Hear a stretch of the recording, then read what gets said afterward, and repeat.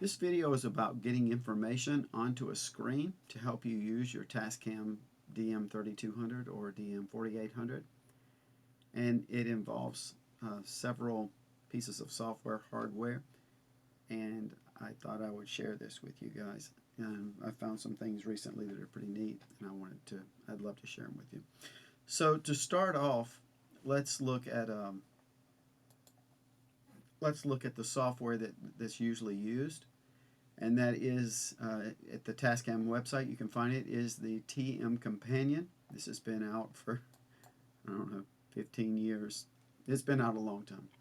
But this software was no longer compatible with the Mac's later operating systems, and so I'm going to tell you a workaround that you can use with that. And this is if you happen to be using a Windows computer, you'd just be able to run the Windows version. That wouldn't be an issue for you.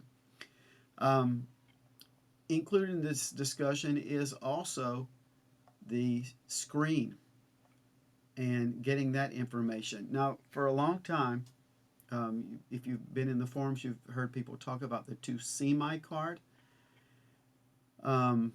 It looks like that the 2CMI card is no more, or at least it's on its way out. They have information on their website that they're closing shop. Now, let me just show you this real quickly and what it kind of looks like when it's hooked up. So this is, you install the card, and then the little card, most of you probably know about this already, but the card then lets you put the same thing that's on the small screen onto a bigger screen that you can position to either make up for the dreaded lines death that these can go through, or just so that you can see it bigger and better. Anyway, that is the 2CMI card at 2cmi.com, and it looks like he's selling out of those and he's not going to make them anymore. So this might be a good time, if you've been thinking about it, to go ahead with that. But the problem is, again, that's two things that you're kind of wanting to get on screen. And I want to start first by talking about the Tascam software, the TMCompanion, and how I worked around that with Mac. And so I got that advice from here in the forums. I didn't come up with this myself. And that is to run this software, PlayonMac. And I'm sorry I'm not crediting the person who first mentioned it, but to be honest, I don't know who first brought this to the forums. I saw some people discussing it. And kudos to whoever that was, and thank you. But anyway, PlayonMac, you install this. It's not a huge software package. It is a little bit large. There's a good many files, but it gives you the ability to run a lot of software, not just the Tascam Companion software. After installing that, and I will go ahead and show you that in a minute, I'll show you how the program looks and how the Tascam software looks, the Windows version looks on Mac. But I went ahead and invested in some things for the 2CMI card, and the first one was this, a VGA to HDMI adapter. Here's one at Amazon for $12. I got one of those so that I could come out of the 2CMI card, and then I went to HDMI, and then I have an HDMI capture card for the Mac, which lets that signal then be brought into the computer to display on screen. So let's go ahead and let's kind of look at how this looks. So here we go. So this is now the PlayonMac software.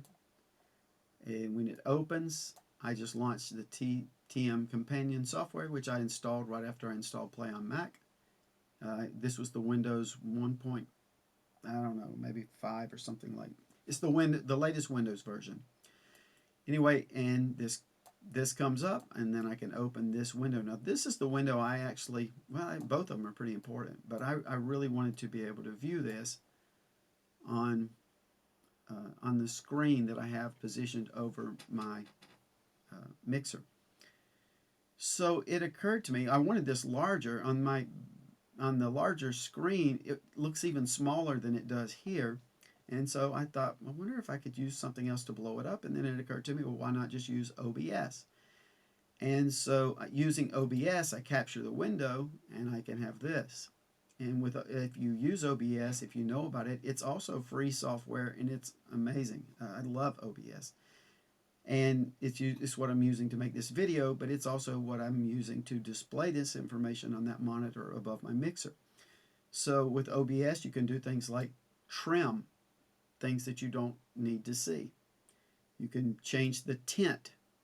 So you can change the colors of one or all parts of this. You could divide it into pieces and have each bank with a different color. And you could even bring in a web page. I just made a Google document, and in that Google document, I named my tracks. I left a couple of blank lines. I named my tracks, and then I brought in that web page of the Google document. I made that a public Google document, and I then have that using the browser plugin in OBS. I positioned that right above my tracks, and now here you can see in the upper right hand corner there's the to see my input that's coming into the same screen. So I have everything like in the same screen now. And with OBS, you can make presets and you can have those change very quickly. So here's one with all the metering and my camera and a larger version of the to see my card output. Or I could zoom in on certain channels or another set of channels or on my buses. However you want to display that information, if you take a little bit of time and tweaking, it took a little tweaking, but you can create these views. What about rotating the display so I can read that text clearer? And so this is the same thing. I don't know. Let me see if I can create a sound. I don't have anything set up to do that. Oh, here we go. You can see that it's active and it's working. It's not just a picture or anything like that. Come on, Seinfeld, pop up here. I'll go to YouTube instead. Oh, there we go. This really ominous nightclub. So you can see that it's the stage was on a cliff and the audience was throwing that's all the input from the. I think I've played there. That's the input from I've had a lot of other paranormal stuff happen. something else. You're Let's put it like that. You can zoom in on one part of this, rotate the whole screen. You can do pretty much whatever you want with this. But again, almost all the tools, all the software tools, I think they're all free. I don't think I mentioned anything that you have to pay for. And the hardware, the to see my card was rather expensive, but the other hardware was pretty cheap. I think everything about $25 for all of it, maybe a little under $30 for all of it. But I don't know, I find it really useful, and I thought I would share this, and I hope that some of you guys find it useful too. Take care.